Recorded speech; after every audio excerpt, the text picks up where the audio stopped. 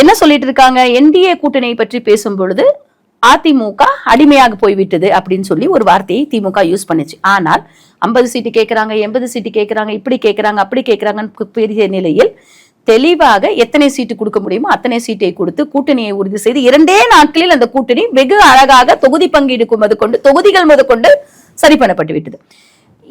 ஆனா இந்த பக்கம் நீங்க அவர்கள் அடிமைப்படுத்துகிறார்கள் சொல்லக்கூடிய இந்த திமுக, கட்சிகளை அழிக்கிறது பாஜக இது சொல்லக்கூடிய திமுக, அனைத்து கட்சிகளையும் அழைத்து அவர்களை அழித்து அந்த ருசியை கண்டு கொண்டிருக்கிறது.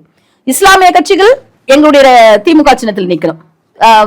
அவர் அண்ணன் திருமாவளவன் தமிழக சட்டமன்றத்துக்கு வந்தால் அவர் எப்படி, இப்ப நான் சொன்னேன் பாத்தீங்களா, கனிமொழி வந்தால், ராசா வந்தால், இங்கே வந்தால் இவர்களுக்கு எப்படி தாங்க முடியாத ஒரு சூழ்நிலை இருக்குமோ அப்படிப்பட்ட சூழ்நிலையில் தொல் திருமாவளவன் வந்தால் இவர்களுக்கு பிரச்சனையா இருக்கும். தமிழக சட்டமன்றத்தில் அவர் ஆக்சுவலா பாத்தீங்கன்னா கருத்துக்களை ஒதுக்கி வைத்து விட்டு பார்த்தா திருமாவளவன் ஒரு மிகச்சிறந்த ஒரு அதாவது மக்களுக்காக வேலை செய்யக்கூடிய, இப்போ திமுகவின் அழுத்தத்தினால் தான் கடந்த 10 ஆண்டுகளாக அவர் கொஞ்சம் தடுமாறி நின்றுட்டு இருக்காரு. ஏன்னா அவருடைய கட்சியை சேர்ந்த ஆளூர் ஷானவாஸை பற்றி திமுக கூறுகிறது தட் அவங்க நாகப்பட்டினம் வேணாம்னு சொன்னாருன்னு. அப்ப அதுலயே அதிர்ச்சி அடைந்தேன்னு சொல்றாரு அண்ணன். அப்போ கட்சிகளை அழிப்பதும் எட்டப்பன்களை உருவாக்குவதும் திமுகவுடைய பரம்பரை வேலை.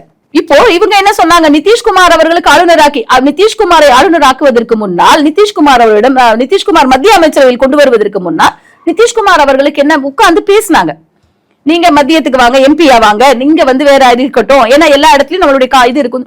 சோ பாஜகவாக இருக்கட்டும், என்டிஏ கூட்டணியாக இருக்கட்டும், அவர்கள் பேச்சுவார்த்தையின் மூலம், கலந்துரையாடல் மூலம் அவருடைய கருத்துக்களை பெற்று அவர்களுடைய அந்தஸ்தை கொடுக்கிறார்கள்.